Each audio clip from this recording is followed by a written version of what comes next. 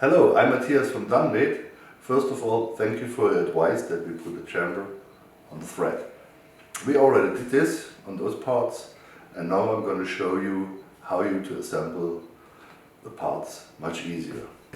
I know it's a kind of little hard to put those parts together to find the thread in line, and now you see it's bended. It's not straight together.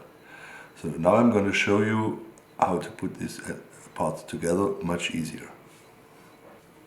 First, to take the flash part on the shaft, the end part, maintain it here,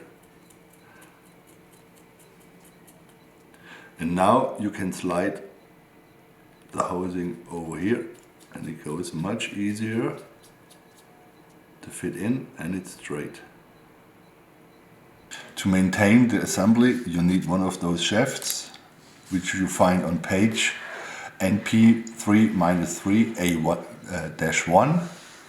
Take one of those shafts, and on the next page you find the housing and the end part and the connector.